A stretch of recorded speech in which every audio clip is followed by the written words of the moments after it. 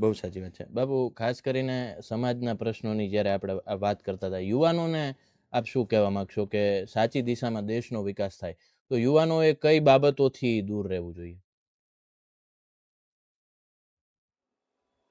ઘણી ચીજો છે પ્રભુ એના માટે. જી એના માટે ઘણી ચીજો છે. પહેલા તો પ્રભુ એક યુવાનોને પ્રભુ હું એક જ સંદેશો આપું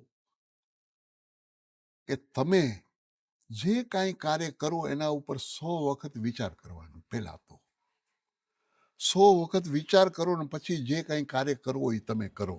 જી પછી પ્રભુ માતા પિતા આજે એની વિચારધારા જૂની વિચારધારા હોય, આજે તમે નવા યુગમાં જન્મેલા છો તો તમારી નવી વિચારધારા હોય, જી પણ ક્યાંક એ સત્ય હોય છે, ક્યાંક તમે સત્ય હો છો, જી ક્યાંક માવતરો ખોટા હોય છે, ક્યાંક તમે ખોટા હો છો.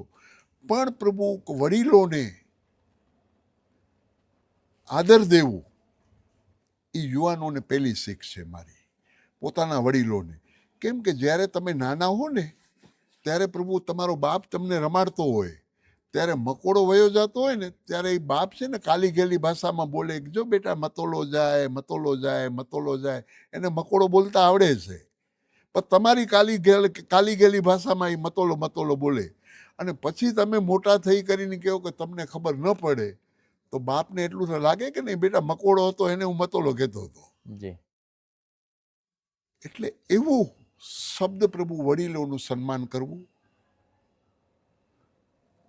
જેટલું બની શકે એટલું વ્યસનથી જી દૂર રહેવું,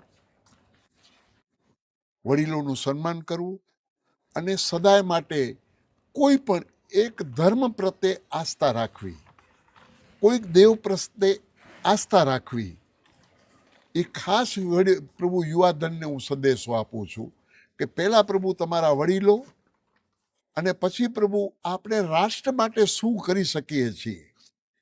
આપણા જે રાષ્ટ્રમાં જન્મ લીધો છે એ રાષ્ટ્રનું આપણે ઋણ કેમ ચૂકવવું, જી એને કેમ નુકસાન ન થાય આપણાથી, જી એ પ્રભુ પહેલું ધ્યાન રાખવું જોઈએ યુવાધનોને.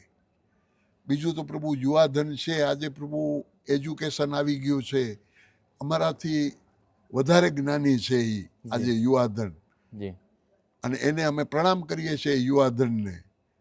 અમારાથી આગળ હાલતા હોય છે, અમે 100ની સ્પીડે હાલીએ, 200ની સ્પીડે હાલતા હોય છે.